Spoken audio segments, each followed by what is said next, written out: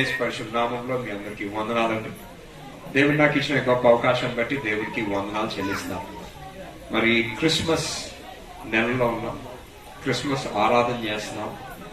క్రైస్తవుడిగా మనం తెలుసుకోవాల్సింది, ఈ క్రిస్మస్ ఎందుకు చేసుకుంటున్నాం? క్రిస్మస్ అనగానే మనందరికీ ఏంటి? యేసు ప్రభు గారు పుట్టిన రోజు. సో యేసు ప్రభు గారు పుట్టినరోజు అంటే క్రైస్తత్వం అన్నది 2024 సంవత్సరం క్రితంలోనే వచ్చిందా, దానికన్నా ముందుందా? అసలు యేసు ప్రభు గారు ఈ లోకానికి రావాల్సిన అవసరత ఏమొచ్చింది? ఎందుకు యేసు ప్రభు గారు ఈ నెలలో లేదా ఈ మాసంలో పుట్టారు అనే అంశాల మీద మనం ధ్యానిస్తాం. సాధారణంగా క్రిస్మస్ అనగానే అనేకమైన గృహాల్లో, సంఘాల్లో పెద్ద పెద్ద క్రిస్మస్ ట్రీస్ పెడుతుంటారు. మీ అందరికి ఒక ప్రశ్న ఎప్పుడన్నా ఉండాలి, ఎందుకంటే ఎందుకు అసలు క్రిస్మస్ ట్రీ డెకరేట్ చేస్తున్నాం? అందరూ, మన దగ్గర కూడా ఒక ట్రీ ఉంది, చర్చిలో కూడా ట్రీ ఉంటుంది, గృహాల్లో కూడా ట్రీ ఉంటుంది. అసలు ట్రీకి క్రిస్మస్ కి ఏమన్నా సంబంధం ఉందా? ఎవరికైనా ప్రశ్న రావాలి కదా, పాస్టర్ గారికి వెళ్ళి అడగాలి కదా, ఎందుకంటే పాస్టర్ గారు క్రిస్మస్ ట్రీ అసలు ఎందుకు పెడుతున్నాం అనేది ఒక ప్రశ్న రావాలి కదా. వాస్తవానికి క్రిస్మస్ కి, క్రిస్మస్ చెట్టుకి సంబంధమే లేదు. ఓకే, మరి పాస్టర్ గారు ఎందుకు క్రిస్మస్ ట్రీలు పెడుతున్నాం, ఎందుకు సంఘాల్లో పెడుతున్నాం అంటే 16వ శతాబ్దంలో జర్మనీ అనే ప్రాంతంలో ఒక వర్గం వారు ఈ క్రిస్మస్ ట్రీని డెకరేట్ చేసి పెట్టి దానికి వాళ్ళు నిర్వచనం ఇచ్చారు. ఆ తర్వాత విదేశాల్లో, ఆ దేశాల్లో దానికి వేరే వివరాలు ఇస్తూ ఇది ఒక జీవపు చెట్టు అని చెప్పి ఏటేటో వివరాలు ఇచ్చారు. కానీ వాస్తవానికి బైబిల్ ప్రకారంగా ఆలోచిస్తే క్రిస్మస్ ట్రీకి, క్రిస్మస్ కి సంబంధం లేదు. ఇంకొక సంబంధం లేని వ్యక్తి ఒకరు ఉంటారండి క్రిస్మస్ లో. అది ఎవరంటే క్రిస్మస్ తాత. క్రిస్మస్ తాతకి క్రిస్మస్ కి సంబంధం లేనే లేదు. అన్యులు అంటే దేవుని ఎరగని వారు కాస్త కోస్త కొందరు ఏమనుకుంటారంటే మేబీ యేసు ప్రభు గారు అవతారంలో ఉన్నారేమో, అటువంటి గడ్డాలు అవన్నీ ఉన్నాయేమో అని కొందరు తెలియని వాళ్ళు అనుకుంటారు. కానీ వాస్తవానికి క్రిస్మస్ కి మన క్రిస్మస్ తాతకు కూడా సంబంధం లేనే లేదు. ఎందుకంటే క్రిస్మస్ తాత అనే వ్యక్తి 18వ శతాబ్దంలో సెంట్ నికోలస్ అనే ఒక ఆయన గృహానికి వెళ్ళి ఆ ప్రాంతంలో ఉన్న వారికి బహుమతులు ఇస్తుండేవాడు అనమాట. ఆ బహుమతులు ఇచ్చి అలవాటల్లా విదేశాల్లో ఒక ఆనవాయితీగా తయారీ క్రిస్మస్ లో ఒక తెలియని వ్యక్తి, ఒక శాంటా క్లాస్ అన్న వ్యక్తి రాత్రిపూట వచ్చి ఇంటి ముందు బహుమతులు పెడతారు, చెట్టు కింద బహుమతులు పెడతారని ఒక ఆనవాయితీ ప్రారంభమైంది. సో క్రిస్మస్ చెట్టుకి, క్రిస్మస్ కి సంబంధం లేదు. క్రిస్మస్ తాతకి, క్రిస్మస్ కూడా సంబంధం, కానీ ఒకదానికి సంబంధం ఉంది. ప్రతి గృహంలో ఒక స్టార్ పెడుతుంటాం. స్టార్ కి మాత్రం సంబంధం తోచ తప్పక ఉంది. క్రైస్తవుడు అనే ప్రతి వ్యక్తి క్రిస్మస్ సందర్భంలో ఇంటి ముందు స్టార్ పెట్టుకోవాలి. అది నేను మీకు వాక్యంలో తెలియజేస్తాను. సో క్రిస్మస్ అన్న దానికి వచ్చేటప్పుడు యేసు ప్రభు వారు ఈ లోకానికి ఎందుకు, ఎలాగా రావాల్సి వచ్చింది అన్న సత్యం ప్రతి క్రైస్తవుడికి తెలియాలి. ఈ సృష్టిని దేవుడు సృష్టించినప్పుడు అండి, దేవుణ్ణి ముందుగా ఏం పిలిచేవారు అన్నది కూడా మీకు తెలియాలి. ఇప్పుడు క్రిస్మస్ అంటే యేసు ప్రభు గారు పుట్టారు కాబట్టి యేసు ప్రభు అన్న పేరు మనకి తెలుసు. ఎవరు పుట్టినరోజు అంటే యేసు ప్రభు గారు పుట్టినరోజు. కానీ ముందు యేసు ప్రభు అని ఎవరు పిలిచిండేవారు కాదు ఆయన. ఓకే, ఈ సృష్టిని సృష్టించినప్పుడు దేవుడు ఆ దినాల్లో దేవుణ్ణి యావే అని పిలిచేవారు. ఇంకా పేర్లు ఉన్నాయి, నిస్సి అని, వాట్ ఎవర్. కానీ ప్రథమంగా యావే అనే మాటని అనేక మంది ఉచ్చరించేవారు. ప్రతి విశ్వాసి తెలుసుకోవాల్సింది ఏంటంటే దేవుడి సృష్టిని సృష్టించారు. మొట్టమొదటగా ఆదాముని, అవ్వని, తర్వాత ఈ సృష్టి అంతటిని సృష్టించి అయా ఈ సృష్టిని మీరు ఏలండి అని అన్నారు. ఏలండి అని చెప్తూ ఇంకొక మాట కూడా అంటారు. అది ఎక్కడ చూస్తామంటే ఆదికాండము 1వ అధ్యాయము 27, 28 వచనాలు చదవండి. దేవుడు తన స్వరూపమందు నరుని సృజించెను. దేవుడు బహుగా ప్రేమించి ఒక నరుణ్ణి సృష్టించాలన్నప్పుడు ఆయన స్వరూపంలో, చాలా మందికి దేవుడు ఏ రూపంలో ఉంటాడు అంటే ఆయన స్వరూపంలో దేవుడు ఈ నరుణ్ణి తయారు చేశాడు. ఇంకా దేవుని స్వరూపమందు వారు సృజించాను. ఆహా. స్త్రీని గాను పురుషుని గాను వారిని సృజించాను. ఆహా. దేవుడు వారిని ఆశీర్వదించాను. దేవుడు వారిని ఆశీర్వదించను. ఎట్లనగా మీరు ఫలించి అభివృద్ధి పొంది. దేవుడు మనిషిని సృష్టించిన తర్వాత, జీవుల్ని సృష్టించిన తర్వాత, ఈ చెట్లని అన్నింటినీ సృష్టించిన తర్వాత దేవుడు ఇచ్చిన మొట్టమొదటి దీవెన ఏంటంటే, అయ్యా మీరు వెళ్ళి ఫలించండి, బి బ్లెస్డ్, బి ఫ్రూట్ఫుల్, ఫలించండి, మీరున్న దాంట్లో ఫలించండి, కుటుంబంగా ఫలించండి, మీ పనిలో మీరు ఫలించండి. ఆ దీవెన దేవుడు ఇచ్చాడు. అంతేకాకుండా ఇంకా అభివృద్ధి పొంది విస్తరించి భూమిని నిండించి దానిని లోపరుచుకొనుడి. ఓకే, భూమిని లోపరుచుకోండి అంటే భూమిని ఏలండి అని అన్నాడండి. సో దేవుడు మనకిచ్చిన దీవెన, మనిషిని తయారు చేసినప్పుడు, అయ్యా మీరు బాగుండండి, ఫలించండి, ఈ భూమిలో ఉన్న వాటిని మీరు ఏలండి అని అన్నాడు. కానీ విషయం ఏమైపోయిందంటే, మానవుడు ఇవాళ భూమిని ఏదే పరిస్థితుల్లో లేడు, కానీ దానికి బానిస అయ్యే పరిస్థితి ఇవాళ ఏర్పడ్డది. ఎందుకంటే తమ తమ పనుల వలన, తమ తమ క్రియల వలన. ఈ దీవెన వచ్చిన తర్వాత అబ్రహాము గారి దగ్గరికి వచ్చేసరికి, బైబిల్లో ఒక వ్యక్తి అబ్రహాం అని ఒక వ్యక్తి ఉన్నాడు. అబ్రహాం గారి దగ్గరికి వచ్చేసరికి ఒక వాగ్దానం దేవుడు చేస్తాడు. ఏమని? అయ్యా నిన్ను, నీ సంతానాన్ని నేను బహుగా బహుగా దీవిస్తాను. ఏ దీవెన అయితే ఉందో, అబ్రహాం గారికి ఏదైతే దీవెన వెలవర్చానో అదే దీవెన ఐజక్ కి, ఆయన కుమారుడికి, ఆ తర్వాత కుమారుడు యాకోబుకి కూడా ఇదే నిబంధన. ఇది ఒక నిత్య నిబంధనగా దేవుడు ఏర్పాటు చేశాడు. సో మీరు ఆది కాండం, బైబిల్ గురించి మీరు తెలుసుకున్నప్పుడు ప్రాముఖ్యంగా బైబిల్ అన్నది 2 భాగాల్లో ఉంది. ఒకటి పాత నిబంధన, ఇంకోటి కొత్త నిబంధన. పాత నిబంధన ఆది కాండం నుంచి మలాకీ వరకు ఉంటుంది. కొత్త నిబంధన మత్తయి సువార్త దగ్గర ప్రారంభమయ్యి ప్రకటన గ్రంథం దగ్గర ముగిస్తారు. సో మీరు పాత నిబంధన అంతా మీరు ఆది కాండం నుంచి మలాకీ వరకు చాలా జాగ్రత్తగా చదివినట్టయినా, లేదా ధ్యానపూర్వకంగా ఎప్పుడన్నా దాని గురించి ఆలోచించినట్లయితే, దేవుడు ఒక వర్గంతోటే ఉన్నాడు ఆ సమయం అంతా. ఎందుకు? దేవుడు ఆ వాగ్దానము అబ్రహాం గారికి ఇచ్చాడు. ఏమని? అయ్యా నిన్ను, నీ సంతానాన్ని దీవిస్తాను. సో ఈ ఇశ్రాయేలీల పట్ల ఒక ప్రత్యేకమైన ప్రేమ, ఒక ఏర్పాటు, ఒక దీవెన, ఒక నిబంధనతో దేవుడు ఉన్నాడు. సో మీరు ఆది కాండం నుంచి మీరు చాలా జాగ్రత్తగా ఈ ప్రవక్తలు, ఆ తర్వాత రాజులు, ఈ చరిత్ర అంతా చూసుకొని వస్తే దేవుడు ఒక వర్గంతో ఉన్నాడు. అది ఎవరంటే ఇశ్రాయేలీలు. ఇంకా మీకు అర్థమయ్యే భాషలో చెప్పాలంటే యూదులతో దేవుడు ఉండేవాడు. కానీ దేవుడికి ఉన్న గొప్ప సంకల్పం ఏంటంటే, దేవుడు అందరి గురించి వచ్చిన దేవుడు. కానీ కొన్ని కారణాల చేత, ఈ నిబంధనల చేత, ఈ వాగ్దానాల చేత ఈ వర్గానికి కట్టుబాటు అయిపోయినట్టున్నారు. సో దేవుడు మనిషిని చాలా ప్రేమించి, దేవుడు తలంచింది ఏంటంటే, నేను ఈ లోకంలోనికి రావాలి.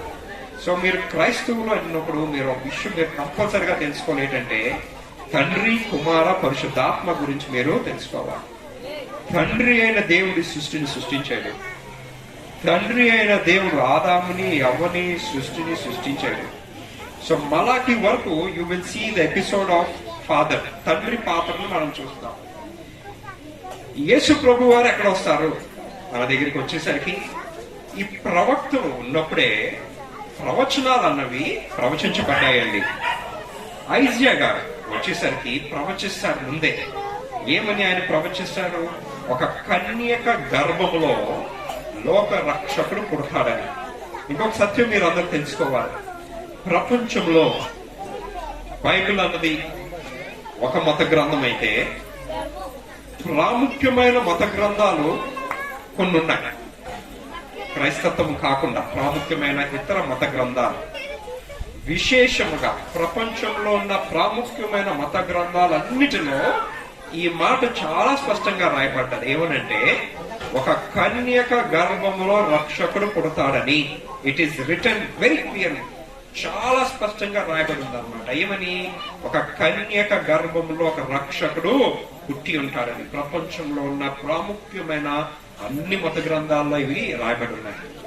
కానీ చరిత్ర ప్రకారంగా మీరు చూసినట్లయితే ఈ వివరణ, ఎవరు ఈ కన్యక, ఎవరు ఈ కన్యక గర్భంలో పుట్టిన వ్యక్తి అని మీరు చూసినట్లయితే మనం ఆరాధిస్తున్న దేవుడు కథలతో లేదా ఎవరో ప్రేరేపణతో రాసిన విషయాలు కానే కాదండి. ఇంకొక విషయం నేను తెలుసుకోవాలి, బైబిల్ అన్నది మత గ్రంథం కన్నా నా వరకు అయితే దీన్ని నేను ఒక చరిత్ర పుస్తకంగా నేను చూస్తాను. ఎందుకంటే మీరు పాత నిబంధన కానీ మీరు చాలా జాగ్రత్తగా చదివినట్టయితే it's all about the history. ఇప్పుడు మోషే గారు సీనాయి కొండ ఇవన్నీ ఉన్నాయి చూడండి, నేటికి సీనాయి కొండ ఉంది. ఈ చరిత్ర ఎక్కడ ఎర్ర సముద్రంలో దాటారు, నేటికి ఎర్ర సముద్రం ఉంది. యేసు ప్రభు గారు సిలువు మీద ఆ సిలువు మోసుకుంటూ నడుచుకుంటూ వెళ్ళిన ప్రాంతం నేటికి సజీవంగా ఉంది. ఎక్కడ నడిచారు, ఎక్కడ ఏ కార్యాలు జరిగినాయని వాస్తవాలతో కూడుకొని ఉన్నాయి, నేటికి సజీవంగా చరిత్రలో. పాస్టర్ గారండి మేము అక్కడికి వెళ్ళలేము కదా, మీరు ఎలా చెప్పగలుగుతున్నారు, మీరు ఇవాళ వెళ్ళక్కర్లేదండి, టెక్నాలజీ చాలా డెవలప్ అయింది. యూట్యూబ్ లో జస్ట్ టైప్ చేయండి యేసు ప్రభు గారు నడిచిన ప్రాంతము, యేసు ప్రభు గారు సిలువను మోసుకుంటూ నడిచిన ప్రాంతము, ఎర్ర సముద్రం మోషే గారు ఎక్కడ దాటించారు, సీనాయి కొండ, ఇవన్నీ మీకు కావలసిన చరిత్ర అంతా సింపుల్ గా ఏంటి మీరు తెలుసుకోవాలనుకుంటున్నారో, ఏమేమి డౌట్స్ ఉన్నాయో, anything that you have, just YouTube లోని యేసు ప్రభు గారు దేవునితో మోషే గారు వెళ్ళి మాట్లాడారట ఏ కొండ దగ్గర ఏంటి, ఇవన్నీ టైప్ చేస్తే ప్రాంతాలను కూడా మీరు చూస్తారు వివరంగా. సో మనం ఆరాధిస్తున్న దేవుడు కథలతో వచ్చిన దేవుడు కాదు కానీ చరిత్రతో ఉన్న. సో ఈ ప్రవచనాలు ప్రవక్తల చేత ముందే ప్రవచించబడ్డారు. మీకా గారు వచ్చేసరికి ఆయన ముందే ప్రవచిస్తారు ఏమని, ఏ ప్రాంతంలో రక్షకుడు పుడతారని, అదెక్కడ బెత్లెహేంలో. సో ఎవ్రీథింగ్ ఇస్ ముందుగానే ప్రవచించబడ్డదని. ఆ తర్వాత ఎవరు ఈ కన్యక, ఎవరు ఈ కన్యక, ఎంత ధన్యత అంటేనండి మరియమ్మ గారికి. లోకంలో అనేకమైన స్త్రీలు ఉన్నారు, అనేకమైన స్త్రీలు ఉన్నప్పుడు దేవుడు మనిషి రూపంలో ఈ లోకానికి రావాలని నిర్ణయించుకున్నప్పుడు ఒక కన్యకను ఎంచుకుంటాడండి. కన్యక ఇట్స్ వెరీ ఇంపార్టెంట్. ఒక స్త్రీకి చాలా ప్రాముఖ్యమైనది ఏంటంటే ఆ కన్యక ఎవర్రా అని ఇలా ఎదుగుతున్నప్పుడు మొట్టమొదటగా కనిపించిన వ్యక్తి మరియమ్మ గారిది. ఎంత ధన్యత, ఎంత ధన్యత. అంతమంది స్త్రీల్లో, లోకంలో అనేక మంది స్త్రీలు ఉన్నారండి, అంతమంది స్త్రీల్లో దేవుడే మనిషి రూపాన్న ఈ లోకానికి రావాలనుకున్నప్పుడు, ఒక వ్యక్తిని ఎంచుకోవాలన్నప్పుడు ఈ మరియమ్మ గారు కనిపించారు. ఇవాళ మనం ఉన్నాం క్రైస్తవులుగా కొన్ని సంవత్సరం నుంచి దేవుని సేవలో, పరిచర్యలో కాస్త కోస్త సంఘానికి ఉపయోగపడుతూ, సేవకు ఉపయోగపడుతూ ఉన్నారు. మీరు ఎప్పుడైనా కూర్చొని ఆలోచించారా దేవుడు మిమ్మల్ని ఎప్పుడైనా వాడుకుంటారని? అలాగా మీరు ఎప్పుడైనా ఆలోచించారా, దేవుడా నువ్వు నన్ను వాడుకుంటున్నావా, అయ్యా నీ సేవ చేయడానికి నేను సిద్ధంగా ఉన్నాను? ఒకసారి కూర్చొని ఆలోచించండి. మరియమ్మ గారి దగ్గరికి గాబ్రియల్ దూత వస్తాడు. ఆయన వచ్చి దయాప్రాప్తురాలా నీకు శుభము. What a great blessing. ఎంతమంది స్త్రీల్లో ఈ గాబ్రియల్ దూత వచ్చి ఆయన ఎవరితో మాట్లాడుతున్నారు? మరియమ్మ గారితో మాట్లాడుతున్నారు. ఇట్ ఈస్ అ బ్లెస్సింగ్, ఒక ఆశీర్వాదం అండి అది. ఈ ఆశీర్వాదం ఎంతమందికి ఇవాళ, అయ్యా నా దగ్గర కూడా గాబ్రియల్ దూతను పంపియండి, నేను పరిచర్య చేయడానికి సిద్ధంగా ఉన్నాను, మీ సేవ చేయడానికి సిద్ధంగా ఉన్నాను. We don't see that. అది మనం ఎక్కడ చూడమండి. సో ఇక్కడ మీరు చూసినట్లయితే దేవుడు మరియమ్మ గారిని ఏర్పాటు చేసుకుంటారు. మీరు తెలుసుకోవాల్సిన విషయం, మరియమ్మ గారు యోసేపుతో కలయికలో పుట్టలేదండి యేసు ప్రభు వారు. పరిశుద్ధాత్మ చేత యేసు ప్రభు వారు పుడతారు. గాబ్రియల్ దూత చెప్తాడు, ఇవి అడుగుతారు ఆయన్ని, అయ్యా మీరు వచ్చి చెప్తున్నారు రక్షకుడు నా కడుపులో పుడతాడని, కానీ నాకు ఇంకా వివాహం కాలేదు, నేను వివాహం కాకుండా కానీ నేను కంటే అది ఎలాగ సాధ్యం, అది సాధ్యపడతానా అని అడుగుతాడండి ఆవిడ. అడిగినప్పుడు గాబ్రియల్ దూత ఆయన ఇచ్చే సమాధానం ఏంటంటే, అమ్మా ఈ కలగబోయే బిడ్డ పురుషుడు కలయికలో పుట్టేవాడు కాదు, ఆయన పరిశుద్ధాత్మ చేత, పరిశుద్ధాత్మ వలన నీకు గర్భం అనేది వస్తుంది. అట్టి రీతిలోనేనండి మరియమ్మ గారు ఈ గర్భాన్ని ధరించి యేసు ప్రభు గారు ఈ లోకానికి ఒక సామాన్యమైన వ్యక్తిగా వస్తాడు. ఇవాళ మనం తెలుసుకోవాల్సింది రాజుకి రాజు, గొప్ప వ్యక్తి ఈ లోకానికి రావాలనుకున్నప్పుడు ఒక రాజుగా రావచ్చు, ఒక అధికారిగా రావచ్చు, ఒక రాజు కుటుంబంలో పుట్టొచ్చు. కానీ ఒక సామాన్యమైన వ్యక్తిగా ప్రతి సామాన్యుడికి అందుబాటులో ఉండడానికి ఆయన వచ్చారు. యూదుల గురించి కూడా మీరు తెలుసుకోవాలి. ఈ మరియమ్మ గారు కావచ్చు, ఆ కుటుంబం కావచ్చు, ఏదో కుటుంబం నుంచి ఆయన ఏమీ రాలేదండి. మీరు మత్తయి సువార్త 1వ అధ్యాయం కానీ మీరు చాలా జాగ్రత్తగా చదివినట్లయితే ఆ వంశావళి అంతా ఉంటది. ఎవరి తర్వాత ఎవరు, ఎవరి తర్వాత ఎవరు, ఎవరి తర్వాత. సో యేసు ప్రభు వారు కూడా యోధా కుటుంబం నుంచే వస్తాడు. He comes from that special family. ఇప్పుడు భారతదేశానికి వచ్చేసరికి మన దగ్గర కులాలు ఉంటాయి. కులాలు బట్టి పెద్ద కులము, చిన్న కులము, ఈయన పెద్దింటి వారు, ఈయన చిన్నింటి వారు అని మన భారతదేశంలో నిర్ణయిస్తారు. కేవలం మన దేశంలోనే. మీరు కానీ విదేశాలు ఎక్కడికి వెళ్ళినా, భారతదేశం విడిచిపెట్టి మీరు ఏ దేశాలకు వెళ్ళాలండి, కులాలు అనేవి ఎక్కడ ఉండవు. అక్కడ ఓన్లీ అక్కడున్న వేరే జాడ్యం ఏంటంటే తెలుకోలు నలుకోలు అనేది వాళ్ళకున్న వర్గపు పూర్లు వాళ్ళకి. కానీ కేవలం మన దేశంలోనే ఈ పై ఇంటి వారు, చిన్నింటి వారు, పై కులము, చిన్న కులము, ఈ విభేదాలన్నీ మన దగ్గర ఎక్కువగా ఉంటాయి. కానీ విదేశాల్లో అయితే ఉండవు. కానీ ప్రభువు గారి నుంచి మీరు తెలుసుకోవాలి. మీరు he comes from the top most family. చాలా మంది క్రైస్తవులు అంటే తక్కువ కులం వారని భావిస్తారని మన దేశంలో. ఈయన తక్కువ కులానికి చెందిన వారు, తక్కువ జాతికి చెందిన వారని మన దేశంలో నిర్ణయిస్తారు. కానీ విదేశాల్లో కానీ మీరు వెళ్ళినట్లయితే యేసు ప్రభు గారు వచ్చిన కులం comes from the top most కులం, యోధా కులం నుంచి వస్తారని. అక్కడ ఉన్న ప్రజలకు కూడా ఆ టైంలో అదే వాళ్ళకున్న ప్రశ్నలు, అయ్యా నువ్వు ఈ వర్గానికి చెందిన వాడివి, ఈ గొప్ప కులానికి చెందిన వాడివి, ఈ సామాన్యమైన స్త్రీతో నువ్వు ఎలాగ మాట్లాడుతున్నావు, ఈ వ్యభిచారితో నువ్వు ఎలాగ మాట్లాడుతున్నావు, ఆ పాపను చేసిన ఆ జకరయ్య ఇంటికి నువ్వు ఎలాగెళ్తున్నావు. కానీ యేసు ప్రభు గారు ఈ లోకంలో జీవించినప్పుడు 33.5 సంవత్సరాలు జీవించారండి. అందులో 3.5 సంవత్సరాలు పరిచర్య. ఈ పరిచర్య చేసినప్పుడు చాలా జాగ్రత్తగా గమనించండి. ఆయన ఒక మార్గము మనకి చూపించి వెళ్ళారు. ఏంటి? నేను ఇలాగ జీవించాను, మీరు కూడా ఇలాగా జీవించండి. 1 యోహాను 4వ అధ్యాయము 9-10 వచనాలు చదవండి. 1 యోహాను 4వ అధ్యాయము 9-10 వచనాలు. మనము ఆయన ద్వారా జీవించినట్లు దేవుడు తన అద్వితీయ కుమారుని మళ్ళీ చెప్తున్నానండి. దేవుడు ఆ దినాల్లో యావే అని పిలవబడిన వాడు, హీఈస్ ద గాడ్, తండ్రి అయిన దేవుడు ఈ లోకానికి రావాలనుకున్నప్పుడు శరీరము దాల్చి మరియమ్మ గారి గర్భంలో నుంచి ఈ లోకానికి వస్తాడు. ఆయన పేరే ఇమ్మానుయేలు. ఆయన కుమారుడిగా వచ్చినప్పుడు చదవండి ఇక్కడ నుంచి, లోకంలోనికి పంపెను. దీని వలన దేవుడు మన యందుంచిన ప్రేమ ప్రత్యక్షపరచబడెను. ఏంటి ఆ ప్రేమ అంటేనండి, మన పాపాల గురించి ఆయన ఈ లోకానికి ఎందుకు వచ్చాడంటే ఆ శిలువ మీద మరణించడానికి. పాత నిబంధన కానీ మీరు చాలా జాగ్రత్తగా ఆదికాండం నుంచి మలాఖీ వరకు చదివినట్లయితే ఆ దినాల్లో బలి అర్పణలు ఉండేవి. ఒక పని చేయాలంటే బలి ఇచ్చేవారు.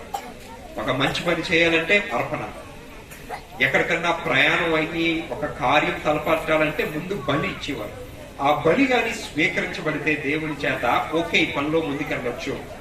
ఆ బలి స్వీకరించబడకపోతే ఇది మనకి అపశకనం జరిగింది, దేవుడు మనకి ముందుకెళ్ళమని చెప్పలేదు, సో నేను ఆ పని చేయను. సో బలి అర్పణలో యేసు ప్రభు గారు పుట్టుకు ముందు వరకు జరిగేవి.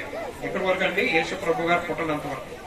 కానీ యేసు ప్రభు గారు పుట్టిన తర్వాత ఒక మాటలో ఎందుకయ్యా ఈ లోకానికి వచ్చారంటేనండి, ఒక మాటలో చెప్పాలంటే ప్రేమని కనపరచడానికి వచ్చారు. ఏంటి ఆ ప్రేమ అంటే అపరిశుద్ధ రక్తాన్ని చిందించడానికి, ఆ శిలువ మీద మరణించడానికి. ఎందుకు ఆయన శిలువ మీద మరణించారు? నా పాపాల గురించి, మన పాపాల గురించి, మన రక్షణ గురించి. ఇవాళ ప్రతి ఒక్క వ్యక్తి తెలుసుకోవాలండి. యేసు ప్రభుని చాలా మంది అంటారు బాప్తీసం తీసుకుంటున్నారంటే మత మార్పిడి అవుతుంది అని అంటారు. బాప్తీసానికి బైబిల్ ప్రకారంగా అయితే, అంటే నేను మాట్లాడుతుంది ఇప్పుడు బైబిల్ ప్రకారంగా, బాప్తీసానికి మత మార్పిడికి సంబంధం లేనే లేదండి. ఏ రోజైతే మీరు యేసు ప్రభుని సొంత రక్షకులుగా అంగీకరిస్తారో, వాక్యం ఏం చెప్తాదంటే మీరు నీటి మూలముగా ఆత్మ మూలముగా ఎప్పుడైతే మీరు బాప్తీసం తీసుకుంటారో అప్పుడు నుంచి మీరు క్రీస్తు సంబంధులు. అదే విధముగా అబ్రహాము గారికి ఇచ్చిన వాగ్దానము మీ మీద కూడా వస్తుంది. That is the most important thing. చాలా మంది ఇది తెలియక ఏమనుకుంటారంటే ఈ నీటిలో ముంచి తీసేస్తే నాకు మంచి జరిగిపోతుంది, నాకు ఇది జరిగిపోతుంది, నా అప్పులు తీరిపోతాయి, నాకు ఆరోగ్యం వచ్చేస్తుంది, నా ఇంట్లో మంచి జరిగిపోతుంది. ఏంటి ముంచి తీయడం వల్ల ఏమి మంచినేమి జరిగిపోవండి. అలాంటి తప్పుడు ఆలోచన ఎవరికన్నా ఉంటే పక్కన పెట్టండి. మీరు బాప్తీసం తీసుకునే ముందు తండ్రి గురించి మీరు ముందు తెలుసుకోవాలి. ఈ తండ్రి సృష్టిని ఎలా సృష్టించారో, ఆది కాండం నుంచి మలాకి వరకు చరిత్ర ఏం చెప్తుందో మీరు తెలుసుకోవాలి. ఆ తర్వాత నూతన నిబంధనలో సువార్తలు, ఈ సువార్తలు మొట్టమొదటి ఉన్న 4 సువార్తలు యేసు ప్రభు వారు ఆయన పరిచర్య గురించి రాయబడి ఉంది. ఆ తర్వాత అపోస్తుల కార్యాల నుంచి పౌలు గారు రాసిన పత్రికలన్నీ వివరంగా రాయబడి ఉన్నాయి. ఇవన్నీ ఒక వ్యక్తి తెలుసుకున్న తర్వాతే బాప్తిజం తీసుకోవాలి. చాలా మంది విచారకరమైన విషయం ఏంటంటే యవన వయసు రాగానే యవన వయసు వచ్చిందండి, పాస్టర్ గారు చెప్పారండి, మా ఇంటి పెద్దలు చెప్పారండి, ముంచేయండి ముంచేయండి. నో, అది రైట్ కాదండి. You should know. మీరు బాప్తిజం ఎందుకు తీసుకుంటున్నారో మీకు తెలుసుకోవాలి. యేసు ప్రభుని ఎప్పుడు సొంత రక్షకంగా ఆయన గురించి మీకు తెలుస్తారో ఆ తర్వాతే మీరు బాప్తిజం తీసుకోవాలి. లేదంటే నో, దానికి మత మార్పుకి సంబంధం లేనేలేదు. అండ్ ఎందుకు ఇది? ఎందుకు అంటేనండి ఒక దీవెన. ఏంటి? మీరు నీటి మూలముగా ఆత్మ మూలముగా మీరు ఎప్పుడైతే బాప్తిజం తీసుకుంటారో యేసు ప్రభు గారు అబ్రహాము గారికి ఇచ్చిన వాగ్దానం, ఏ దినమైతే మనము నీటి మూలంగా ఆత్మ మూలంగా బాప్తిజం తీసుకుంటామో ఆ వాగ్దానానికి హక్కుదారం అవుతాం. ఏంటి ఆ వాగ్దానము?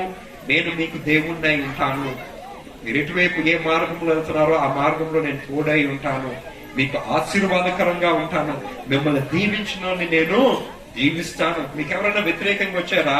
మీరు వాళ్ళతో పోరాడాల్సిన పని లేదు. యుద్ధము నాది, యుద్ధము యెహోవాది, దేవుడే అది చూసుకుంటాడు. మరి ప్రాముఖ్యంగా why do we do it? ఎందుకు మనం ఇవన్నీ చేస్తామంటేనండి ఆ నిజ రక్షకుని తెలుసుకోవడానికి. దానికి ఆయన ఈ లోకంలోకి ఎందుకు వచ్చాడంటే ఆ పరిశుద్ధ రక్తము చెందించడానికి. సో యేసు ప్రభు వారు ఈ లోకానికి వచ్చింది మనల్ని రక్షించడానికి. ఎందుకురా అంటే ఆయన ఈ లోకానికి వచ్చి గొప్ప పేద అని విభేదాలు లేకుండా ప్రతి ఒక్క వ్యక్తి దగ్గరికి వెళ్ళి దేవుని సువార్తని ప్రకటించాడు. ఏమని ప్రకటించాడంటే నేను ప్రేమ కలిగి ఉన్నాను, ఆ ప్రేమని మీరు పంచండి. నేను ప్రేమ కలిగి ఇలాగ జీవించాను, మీరు ఆ ప్రేమ కలిగి జీవించండి. సమాధానం కలిగి మీరు ఉండండి. యోహాను సువార్త 3వ అధ్యాయము 16-17 వచనాలు చదవండి. దేవుడు లోకమును ఎంతో ప్రేమించెను, దేవుడు లోకమును ఎంతో ప్రేమించెను కాగా ఆయన తన అద్వితీయ కుమారునిగా పుట్టిన వాని యందు విశ్వాసముంచు ప్రతి వాడును. యేసు ప్రభు మీద ఎవరెవరైతే విశ్వాసం ఉంచుతారో ప్రతి వాడును నశింపక నిత్య జీవం పొందినట్లు ఆయనను అనుగ్రహించెను. నశింపక నిత్య జీవము పొందినట్లు. యేసు ప్రభు గారు వెళ్ళిపోతూ సువార్తకుడు ఏం చెప్పారంటేనండి, అయా సర్వలోకానికి వెళ్ళి సర్వ సృష్టికి సువార్తని ప్రకటించండి. ఎందుకు నేను ఇవాళ వచ్చి వాక్యాన్ని అందిస్తున్నాను? What job do I have? ఎందుకు నేను ఇవాళ పాస్టర్ గా ఉన్నాను? ఎందుకు అనేక మందికి సువార్తను ప్రకటిస్తున్నాను? విన్నారా? తెలుసుకున్నారా? మారుతారా? మారరా? నిజరక్షకులు తెలుసుకుంటారా? తెలియరా? తర్వాత అట్లీస్ట్ ఆ శుభ సందేశం నేను మీ చెవు వరకు తెలియజేయడం అనేది నా బాధ్యత. ఇప్పుడు ఒక వస్తువు కొనాలనుకుంటే, లేదా మన పాపకో మన కుమార్తెకో ఒక వివాహం చేయాలనుకుంటే ఎంతో ఆరాధిస్తాం ఆ వస్తువు గురించి. ఒక మోటార్ సైకిల్ కొనాలంటే ఈ బండి మంచిదా, ఆ బండి మంచిదా? ఒక వివాహం చేయాలంటే ఆ కుటుంబం మంచిదా కాదా, లేదా ఆ కుటుంబం తల్లిదండ్రులు మంచిగుంటారా మంచిగుండరా? మనకి పిచ్చి ఉంటుంది కదా, నిజంగా మన కులం నుంచి వచ్చారా కాదా, ఆ కులంలో మళ్ళీ మిక్సులు ఉన్నాయా, వాళ్ళ తల్లిదండ్రులు ఇద్దరు ఒకటేనా, లేదా అందులో ఏదన్నా తేడా ఉందా, ఎన్నో చూస్తామండి. కానీ విశేషంగా దేవుడి దగ్గరికి వచ్చేసరికి ఆ ఆరా తీయం. మనం ఏ దేవుడు అన్నా సరే, నేను మాట్లాడుతుంది క్రైస్తత్వం గురించి, ఏ దేవుడు అన్నా సరే ఆరా తీయం. మనకున్నది ఒకటి ఏంటంటే ఎవరో చెప్తారు మనకి, మీకు వచ్చి ఎవరో వచ్చి మీరు 4 శుక్రవారాలు ప్రార్థన చేయండి మంచి జరిగిపోద్దంటే ఎందుకు చెయ్యాలి?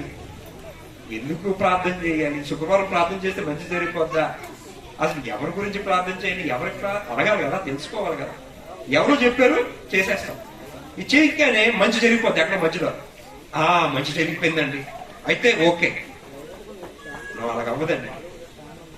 మనము ఎప్పుడన్నా సరే ఒకదానినే నమ్మాలి, అది ఏదన్నా సరే. నేను అంటుంది క్రైస్తత్వాన్ని నమ్మండి, నేను అంటుంది ఏదో ఒకదాన్ని నమ్మాలి. మనం అలా కాదు, దీనిని నమ్ముతాం, దానిని నమ్ముతాం, దానిని నమ్ముతాం, ఇక్కడికి వెళ్తాం, అక్కడికి వెళ్తాం, అన్ని దగ్గరికి వెళ్తాం. అలాగ అవ్వదండి. దెర్ ఇస్ సంథింగ్ ఒకటే నమ్మకంగా ఒక దానికి ఉండాలి. ఇప్పుడు నా తండ్రి ఎవరు అంటే విక్టర్ ప్రభాకర్ గారు. నేను బయటకు వెళ్ళి ఎక్కడికన్నా మీ తండ్రి ఎవరు అంటే నేనేం చెప్పాలి? మా తండ్రి విక్టర్ ప్రభాకర్ గారు అండి అని నేను చెప్పాలి. నేను ఇక్కడికి వచ్చి మా తండ్రి విక్టర్ ప్రభాకర్ అని చెప్పి అనకాపల్లి వెళ్ళి మా తండ్రి విక్టర్ ప్రభాకర్ కాదు మా తండ్రి జాన్ అని చెప్పి, విశాఖపట్నానికి వెళ్ళి మా తండ్రి అపారావు అని చెప్పి, ఇంకో ఊరికి వెళ్ళి మా తండ్రి శ్రీను అని చెప్తే ఎవరికి అవమానం? ఇక్కడ ఎవరు నేను అవమానిస్తున్నాను? మా తండ్రిని నేను అవమానిస్తున్నాను. సో నేను మీకు అందరికి ఇవాళ తెలియజేసే సందేశం ఏంటంటే, ఒకటి నమ్మండి, ఒకదానికి కట్టుబడి ఉండండి, మీకు ఏదైతే కరెక్ట్ అనిపిస్తుంది. కానీ ఆ ఒకదాని గురించి చరిత్ర తెలుసుకోండి.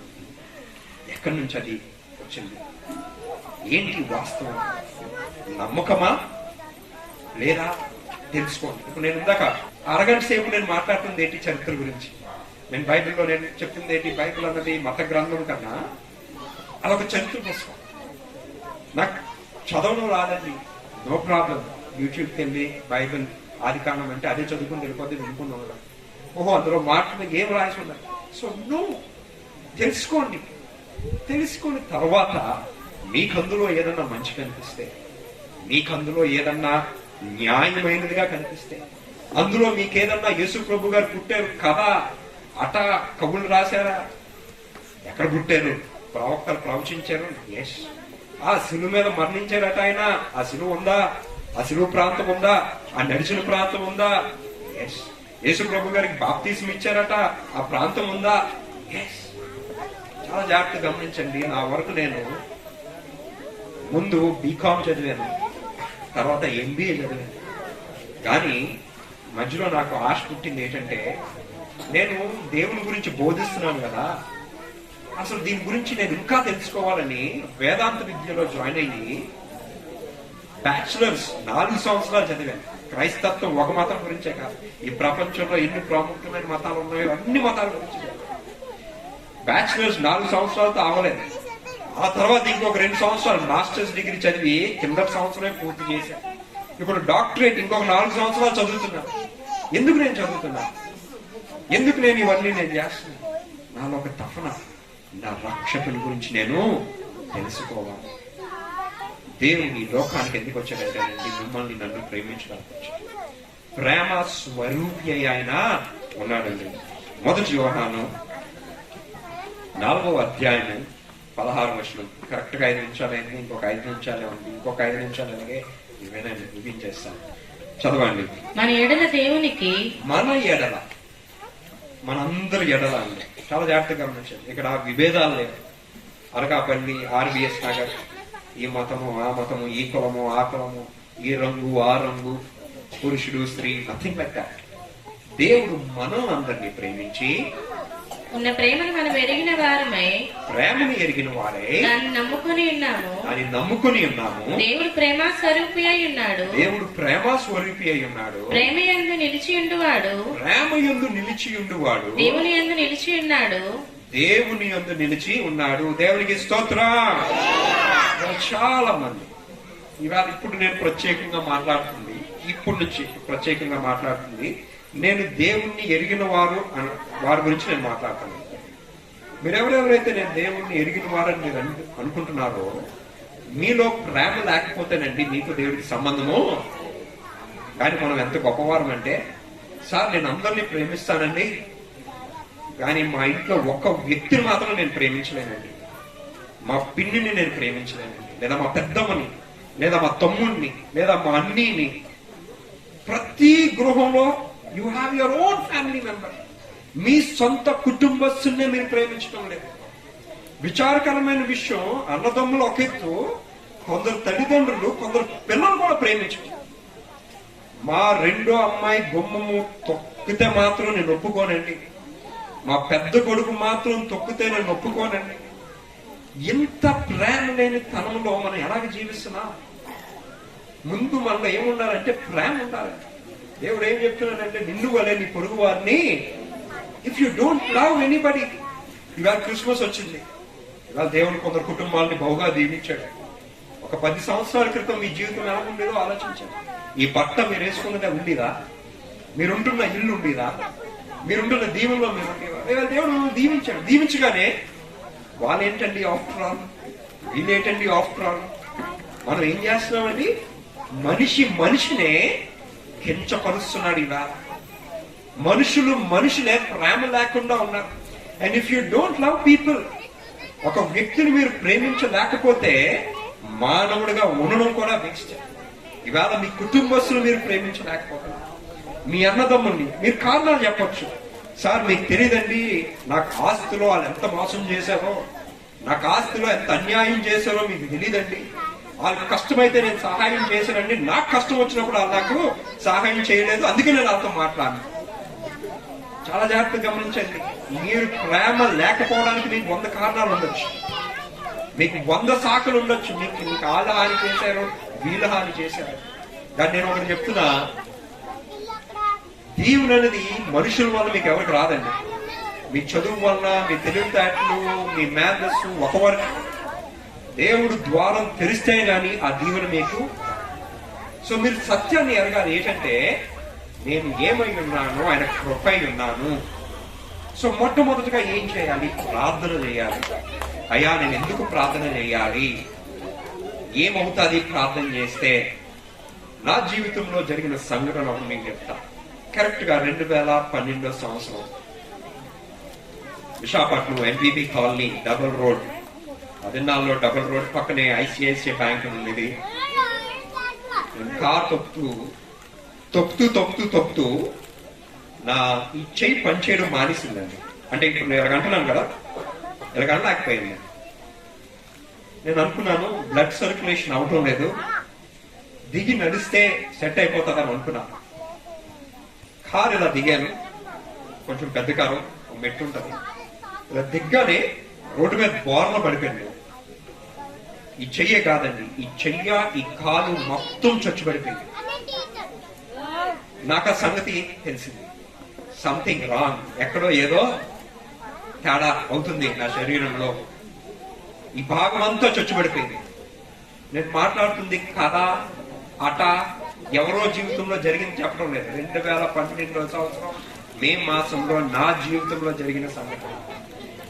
ఎప్పుడైతే చచ్చుబడిపోయిందో, ఈ సపోర్ట్ తో, నా రైట్ సపోర్ట్ తో కారులో కూర్చొని నేను ఆటోను పిలిచి నన్ను హాస్పిటల్ పట్టుకెళ్ళమని ఎక్కడ ఎవరిని అడగలేదండి, లేదా ఎవరికో ఫోన్ చేసి నన్ను హాస్పిటల్ పట్టుకెళ్ళమని అడగలేదు.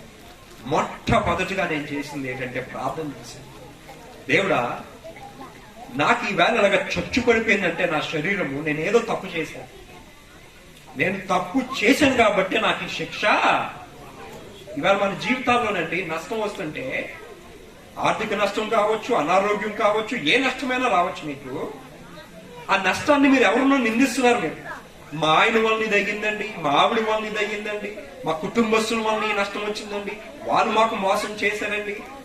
దేవుడు మీతో ఉన్నప్పుడు అండి మీకు మోసం చేసే ధైర్యము, శక్తి ఎవరికి? Because God is with you. దేవుడు మీతో లేనప్పుడే ఈ కష్టం అనేది మీకు వస్తుంది. సో మొట్టమొదటిగా మీరు తెలుసుకోవాల్సింది, నేను ఏ తప్పు చేశాను, నాకు ఈ శిక్ష.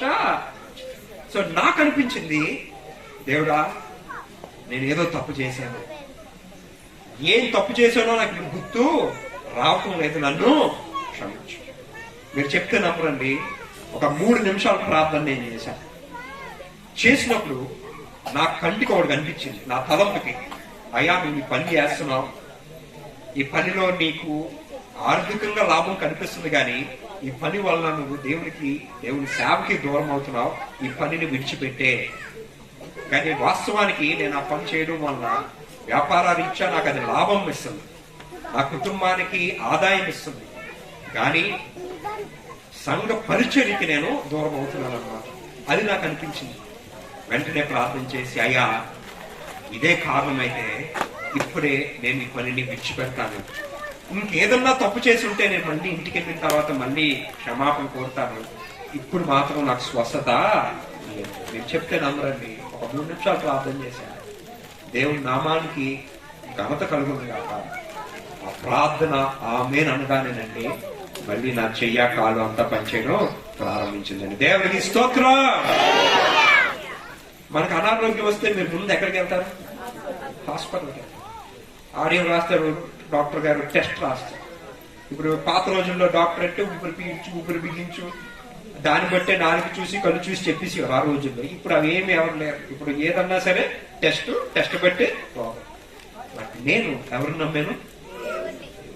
అండ్ నేను చెప్తుంది సజీవ సాక్ష్యం నా జీవితంలో జరిగింది. అండ్ ఐ సెడ్ గాడ్, వందనాలయ్యా, ఇంత త్వరగా నాకు స్వస్థత. సో నేను ఏం చేశానంటే నాకు కష్టం వచ్చినప్పుడు ప్రార్థన చేశాను. ప్రార్థన ఏ విషయంలో చేశాను? దేవుడు నా పట్ల ఉంటాడనే విశ్వాసం నాకు మీ జీవితంలో కూడా క్రిస్మస్ సందర్భంగా చెప్తున్నాను. ఎటువంటి పరిస్థితుల్లో కష్టం వచ్చినా, పాస్టర్ గారండి నేనేం చెయ్యాలి? ఏం లేదండి, మీ గదిలోకి వెళ్ళి మోకరించి, అయ్యా నాకు ప్రార్థన ఎలాగ చెయ్యాలో నాకు తెలియదయ్యా అని పాస్టర్ గారు చెప్పారు. ప్రార్థన చేస్తే మీరు కార్యం చేస్తారని. ఇదిగో ఈ అంశం మీద నేను ప్రార్థన చేస్తాను. చాలా జాగ్రత్తగా గమనించండి. మీరు లోకంలో లక్షలు సంపాదించవచ్చు, కోట్లు సంపాదించవచ్చు. ఒక దినం వస్తుంది పాట పాడి పరదేశులమో, మిమ్మల్ని ఎక్కడ పాట పెట్టేస్తారు? మట్లో ఒక్క అరతులం బంగారం ఉన్న పట్టుకెళ్ళగలరా? పొరపాటున అరతులం ముక్కుబడి ఉన్న పీకేస్తారు మీ పిల్లలు. మిమ్మల్ని కాల్చి ముందో లేదా పట్టి ముందో. పొరపాటున చెవులు బంగారంలో ఉండిపోయింది అనుకోండి, అది రాకపోయినా స్క్రూ డ్రైవర్తోనే లాగేస్తారు మీరు.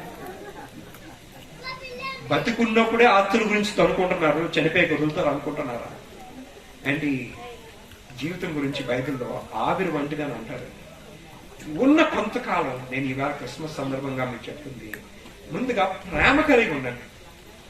Love your neighbour. మీ బంధువుల్ని ప్రేమించండి. మీ సొంత వాళ్ళు ఏం చేసారో చేయలేదో అనవసరం అండి. వాళ్ళు మీకు ఏమి చేయకపోవచ్చు, వాళ్ళు మీకు నష్టం చేయొచ్చు, కానీ ప్రేమించండి. ఎందుకంటే దేవుడు మిమ్మల్ని ఆ స్థితిలో ఆ పై చేయ దేవుడు మీకు వీలైనంత సహాయం వారికి చేయండి. మీ స్నేహితుల్ని ప్రేమించండి, మీ శత్రువుల్ని ప్రేమించండి. వాళ్ళతో నేను ప్రయాణం అమ్మని నేను చెప్పడం లేదు. All I'm saying is love them. క్రీస్తు ప్రేమని మీ ప్రేమ ద్వారా వాళ్ళకి కాస్తా కోస్తా కానీ ఏదన్నా మీరు మంచి చేస్తేనండి, మన దేవుడు గొప్ప దేవుడు, నమ్మదగిన వాడు. తప్పక మీరు చేసిన ప్రతి మంచి పనికి బహుమానము. సో మీరు చేయవలసిందల్లా ప్రార్థన. ఒకవేళ మీకు దేవుని గురించి తెలుసుకోవాలని ఆశ ఉంటే పాస్టర్ గారి దగ్గరికి వచ్చి, అయ్యా బైబిల్ గురించి నాకు తెలియజేయండి అయ్యా. ప్రతి ఆదివారం గుడికి వెళ్ళండి. ఆత్మీయ ఆహారం గుడిలో తీసుకుంటాం. మూడోది విశ్వాసం. దేవుడు కార్యము చేస్తాడు. ఎప్పుడైతే ప్రార్థన, సహవాసము, విశ్వాసం ఉంటుందోనండి, ఆటోమేటిక్ గా దేవుడు మనల్ని, మన కుటుంబాన్ని బహుగా దీవిస్తాడు. దేవుడు నాకు ఇచ్చిన అవకాశాన్ని బట్టి వందనాలు. మీ అందరికీ వందనాలు.